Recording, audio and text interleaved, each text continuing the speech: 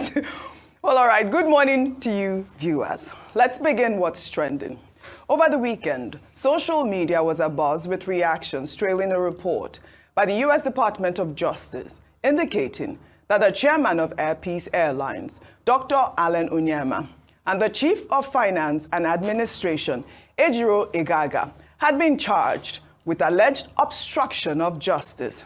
Air Peace, however, in a statement on Sunday, denied any wrongdoing by its chairman and chief of finance and administration. The company reaffirmed the innocence of both executives, saying that they are confident that they will be exonerated, while emphasizing that the charges were mere allegations, with the case ongoing in court.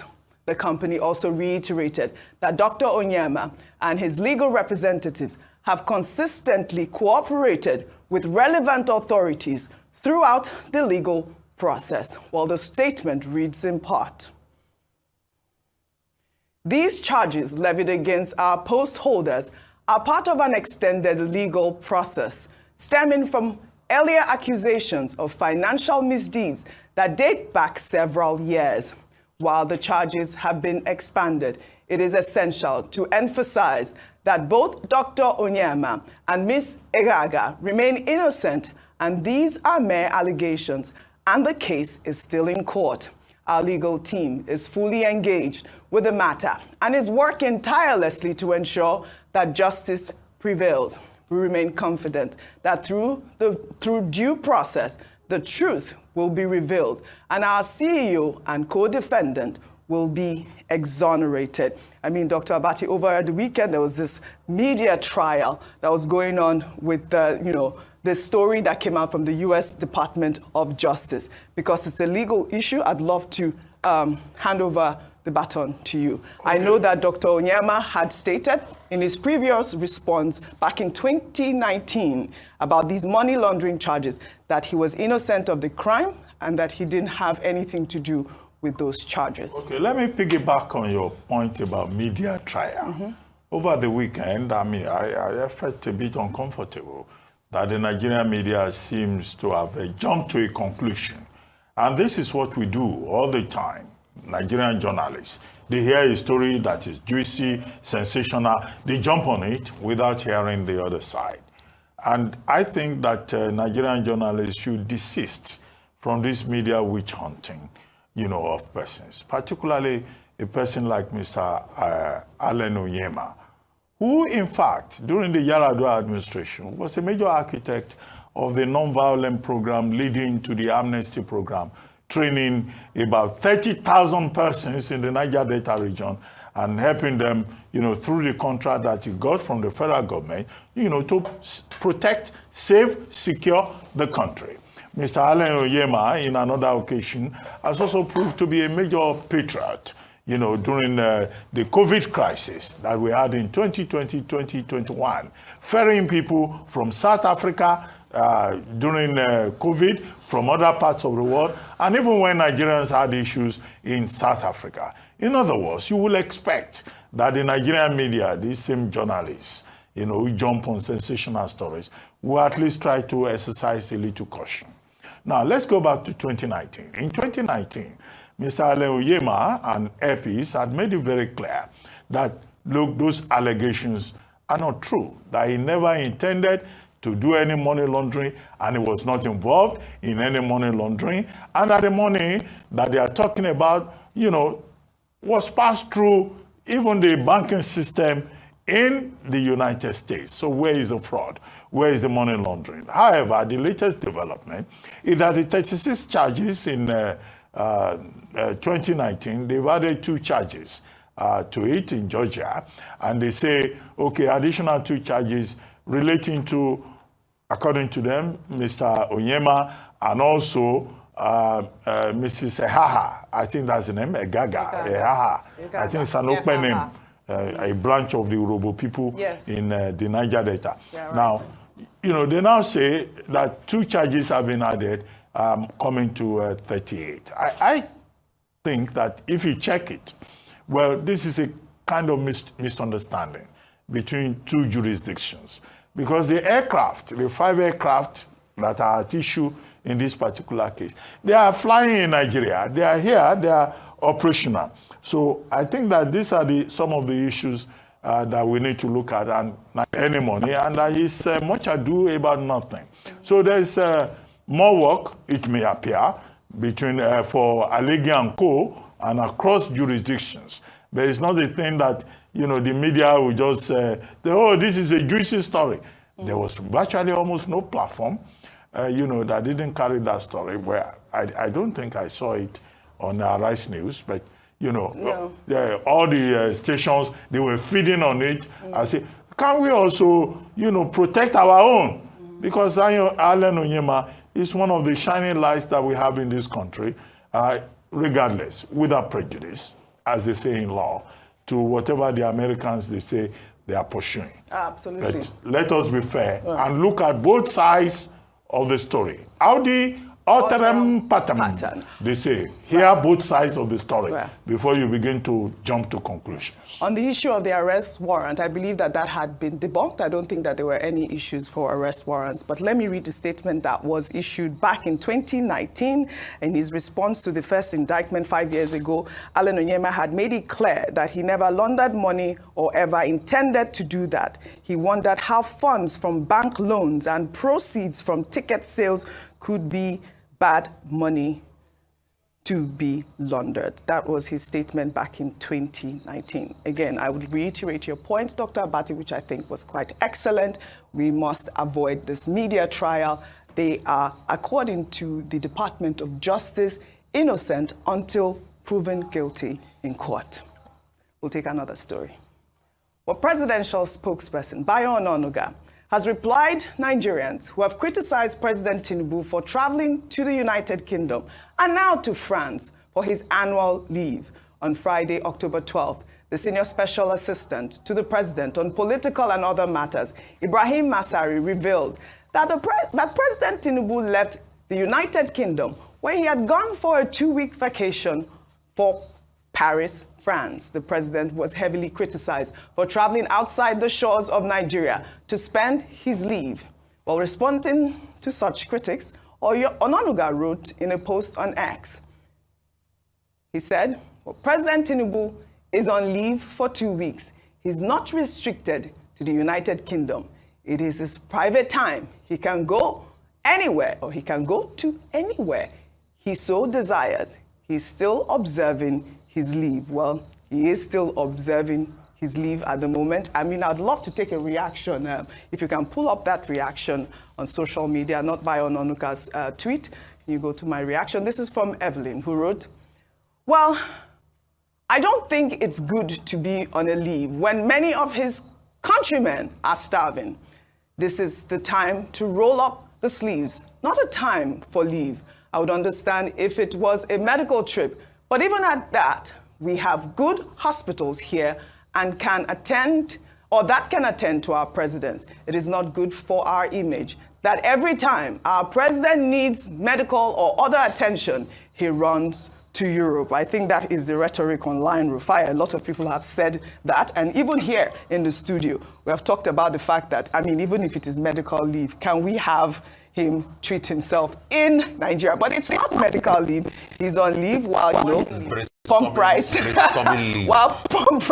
high, and Nigerians. I mean, you know, we took that story last week where the Minister of Health talked about how Tinubu was, you know, trying to justify it, and Tinubu is trying to revamp our medical hospital. But let me tell you, in another development, though, President Bola Ahmed Tinubu has urged Nigerians and the Methodist Church in Nigeria to remain steadfast in prayers for their communities, the nation, and her leaders. Tinubu said that their prayers remained a source of strength and guidance. The president said this during the 40th anniversary celebration church service of the Abuja Archdiocese of the Methodist Church held at the Methodist Cathedral of Unity, Wuse, on Sunday. He was represented by the Federal Capital Territory Minister, Nyesom Wike. I hope Nyesom Wike did not quote Tinubu out of context, but go ahead. The truth is, Audrey, when collectively we lack a sense of shame, that's what happens. Yes. Bayo Ononuga is responding by saying that the president can go to France on taxpayers' money. That's the question. Hobnobbing from London to France on holiday on taxpayers' money when the country needs his attention here. And he says, oh, he can do whatever he likes. He can rule from anywhere. The question is, we compare ourselves with foreign nations a lot. How many leaders do you see? Which day did you hear Joe Biden, because we like to compare ourselves with America a lot, leave America to go and do holiday in Nigeria? So we indulge these things on taxpayers' money. We continue, and the president says there's no biggie about it. And the next thing they say is that we should pray for the country.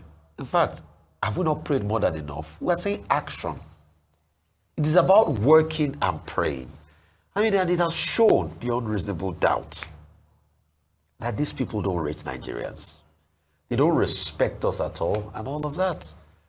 And that's why they are feeding fat. In Nigeria, where people are suffering, somebody donated 1 billion. What work does she do? What is her tax returns? Yeah. I'm sure you're going to tell me, oh, she's been a senator before and everything and all of that.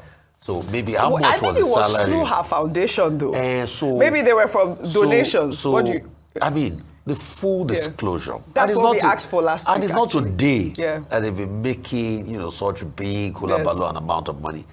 But anyway, but you might not even be from a foundation, but she's told you they are rich enough, they don't need Nigerian money. Yeah, I remember that. But the only thing is that they need new Nigerian private jets, presidential jets, to be able to be flying them around at the expense of the suffering people. All right. And for good measure, what do? We immortalize them with glorious statues of speaking of that, Rufai. So you see, it's a joke we run as a system. It's a joke. There's no level of accountability. We ask questions. It says, oh, you don't have a right to ask questions. But it can't continue this way. Fantastic. Well, speaking of that, with regards to the Oni, I know you wanted to say something there, Dr. Bati, and our pastor here has not spoken. I mean, Tinubu urging Nigerians to stay prayerful. I love your comment on that as well. But Rufai has made mention of the statue during that donation that we took yesterday, where the First Lady donated 1 billion naira to the Obafemi Awolowo University. Well, the Oni of Ife, Oba Adeyeye Oguwusi, has unveiled a golden statue of the First Lady of Nigeria. All right, okay, so let me just say first of all, and I'm going to say this very clearly. Yes. The president has let me start from first. The president has a right to go on leave, but I dare say that the president morally should not be on leave, particularly at a time when Nigerians are facing suffering, are facing such hardship. I say this because I don't know which private company where you're undergoing a crisis, and at that point, the CEO decides that that's the best time to go on leave. I understand his right to be able to go on leave, but I'm sorry to say that we just look at leadership as something very flippant. We don't hold our leaders to account in the way they should. No one is begrudging him his holiday, but the timing is not right. Then go on to saying that he can go anywhere he likes to go. We've already given him options here in Nigeria. So many beautiful places, especially as the chief ambassador, chief diplomat of the country, he can do that. And finally, that statue. No words. But just to say that I cannot understand, but it also speaks, and with due respect to the Oni of Ife, who said, due to her contributions that she has made and all that. But I also feel that it also demonstrates just how clearly they are out of touch with their people. This is not what Nigerians need. What are the contributions to warrant spending the amount of money to erect a golden statue? So what has she done? How many professors, how many legends have come out of OAU? You're on fire.